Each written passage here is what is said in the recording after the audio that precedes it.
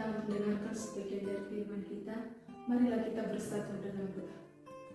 Terima kasih ya Bapa, terima kasih Yesus buat segala penyertaan-Mu di hari ini. Engkau masih memberikan nafas kehidupan kepada kami hingga sehat hari ini Bapa. Bapa yang baik, kami siap mendengarkan firman-Mu. Berkati bibir hamba ini agar bisa menyampaikannya dengan baik. Terima kasih Tuhan, Engkau yang hadir di tengah-tengah kami. Amin. Kitab Kejadian ini menjelaskan tentang sejarah Israel, yang dimana Israel menjadi suatu penduduk yang menguasai tanah Kanaan.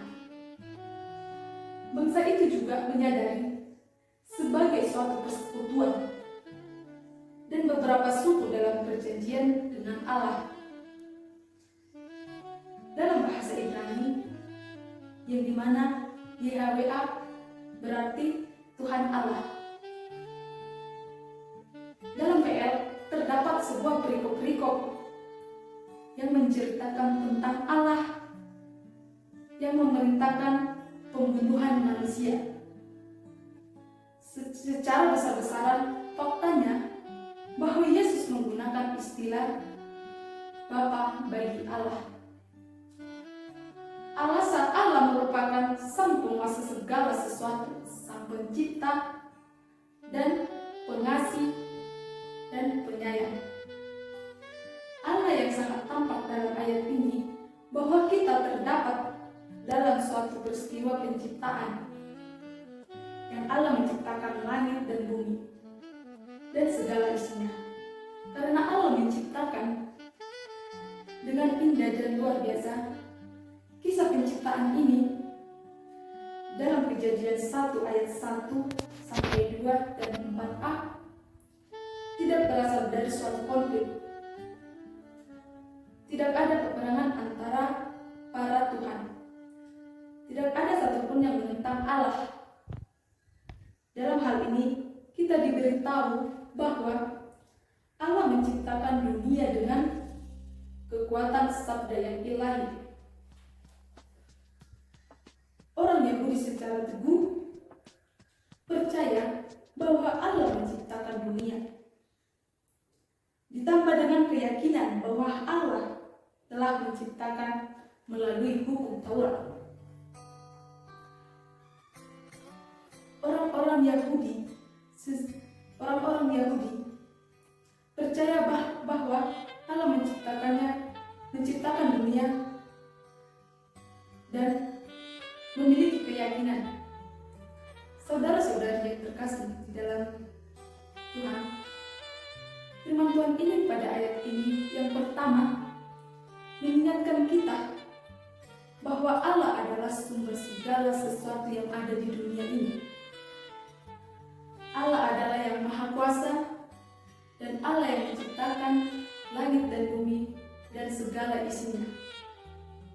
Allah mempunyai rencana untuk menciptakan langit dan bumi yang menempatkan manusia di tengah-tengahnya. Saudara-saudari yang dikasihi Tuhan, kembali kita untuk merenungkan pada saat ini, mengingat kita sebagai manusia mempunyai fungsi dan tanggung jawab dan memiliki segala sesuatu yang kita kerjakan di tengah-tengah dunia ini. Untuk melaksanakan rencana dan kehendak Allah dalam mengikuti tentang penciptaan bumi. Allah menciptakan langit dan bumi kepada manusia, bahwa kita ditempatkan bersama-sama seluruh umat manusia untuk saling menghargai satu dengan yang lainnya, bahwa kita sendiri tetap senantiasa melaksanakan apa yang kita kerjakan sesuai dengan rencana dan kehendak Tuhan bagi kita dan sesuai dengan rencana dan kehendak Tuhan yang menciptakan bumi. Saudara-saudara yang kukasihi di dalam Yesus Kristus, kiranya firman Tuhan ini memberkati kita dan mengingatkan kita kembali kepada Allah yang dimana adalah sumber segala sesuatu, dan Allah yang maha kuasa, maha pencipta, dan kita sebagai manusia yang mempunyai sebuah tanggung jawab untuk melaksanakan segala sesuatu sesuai dengan rencana dan kehendak Allah. Kita saling menghargai satu dengan yang lainnya. Dalam surat Paulus dikemukakan secara jelas adanya hubungan pencipta makhluk ciptaannya yang terdapat pada perikop Roma 1 ayat 1 sampai 25 yang mengatakan bahwa hasil ciptaan itu menunjukkan sesuatu tentang sifat Allah atau kuasa yang kekal dan keilahiannya. Hal ini mungkin terjadi karena ciptaan adalah sebuah karya dan keilahian Allah. Ayat ini mengajarkan bahwa bukan Allah menciptakan dia. Hal ini memberikan sebuah maksud ilahi alam semesta, hikmat pencipta yang tak terbatas. Pencipta berpusat pada Kristus dan bukan pada manusia. Adapun ilustrasi yang saya angkat pada ayat ini, yaitu ada seorang pengusaha yang muda dan pengusaha yang kaya raya, yang dimana pengusaha ini membuat sebuah contoh seperti Alkitab dengan uang. Pengusaha ini tidak memiliki istri ataupun anak dan tidak memiliki keluarga. Pengusaha muda ini hanya sebatang kara. Tetapi pengusaha muda ini memiliki 4 prajurit, yang dimana pertama sang pengusaha ini memanggil prajurit yang pertama, yaitu Sapam.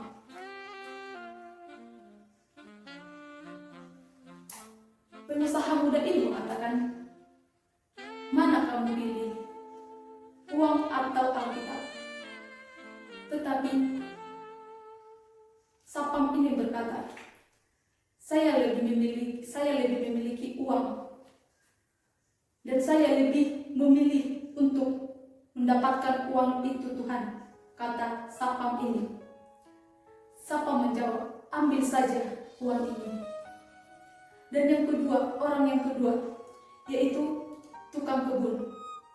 Tukang kebun ini memiliki istri yang sedang sakit, dan tukang kebun ini membutuhkan uang yang akan dipakainya untuk perawatan istrinya yang sedang sakit. Dan Tuhan ini berkata kepada sang tukang kebun, "Mana kamu pilih, Alkitab atau uang?"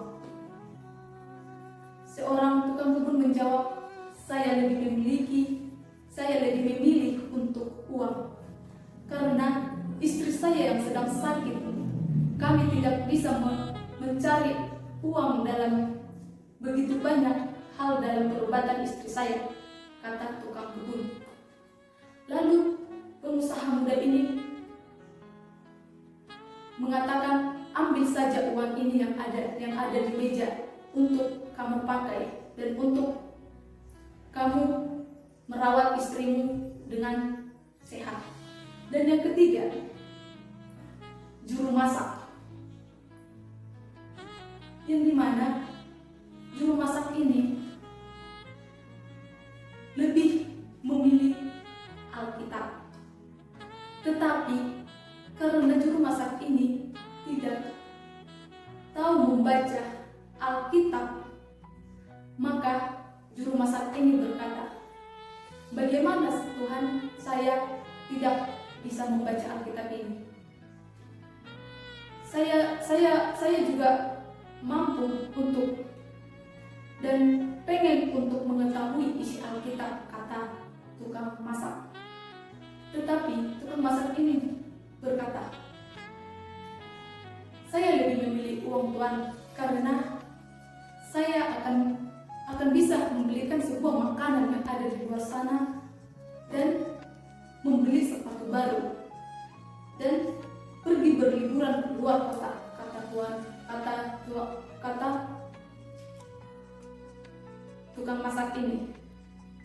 Dan yang terakhir, yaitu seorang anak penjaga binatang yang ada di rumah pengusaha muda tersebut, yang dimana seorang ini orang yang miskin, tetapi pengusaha muda ini mengatakan kepada sang anak, mana kamu pilih, Alkitab atau uang? Tetapi anak ini menjawab, saya lebih memilih Alkitab Tuhan, karena uang bisa dicari, kata anak kecil ini kepada sang pengusaha ini. Sang anak ini mengingat akan perintah dari orang tuanya, yang dimana Alkitab adalah kebenaran pikiran anak tersebut. Dan anak tersebut juga meminta untuk anak ini memiliki sebuah Alkitab dirinya sendiri. Dan pengusaha muda tersebut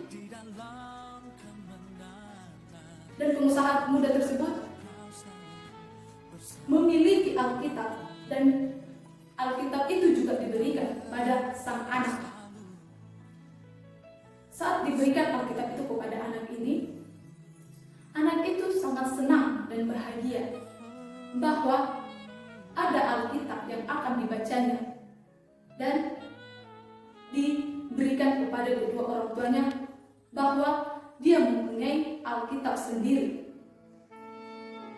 Pada saat ini, seorang pengusaha muda memiliki hati yang baik kepada semua orang-orang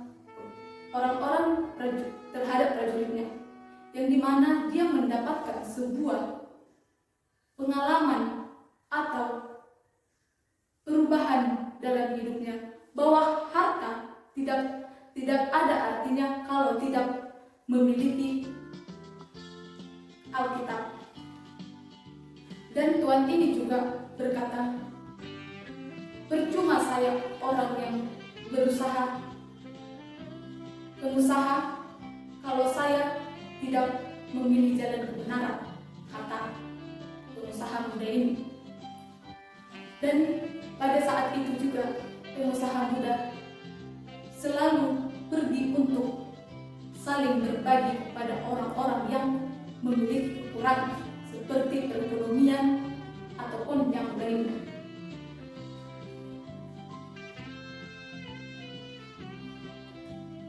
Kita dapat mengaplikasikan bahwa Alkitab memperoleh Allah yang melihat segala yang dijadikannya sungguh baik. Allah memandang segala sesuatu yang telah dibuatnya sempurna. Dia menciptakan teramat baik, dan sudah sepatutnya kita setuju dengan Dia. Kita juga patut untuk bersyukur, karena Allah sang pemberi kedamaian dalam diri kita selalu mengucap syukur atas apa yang kita terima saat ini. Dan kita selalu diberikan kesehatan dan bisa mencipta dan bisa merasakan ciptaan dari Tuhan. Terpujilah Tuhan dengan firman-Nya, dan boleh mendidik kita dan mengajar dan mempertimbangkan hidup kita sebagai ciptaannya di dalam fungsi sebagai manusia.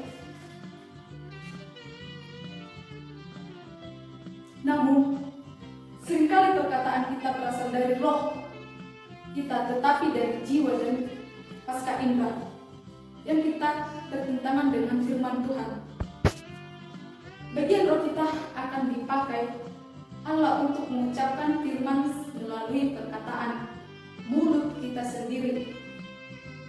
dan firman Allah memenuhi roh kita, supaya dalam diri kita mempunyai makna dan membawa firman Allah dalam semuanya menjadi kenyataan. Demikianlah firman Tuhan. Amin.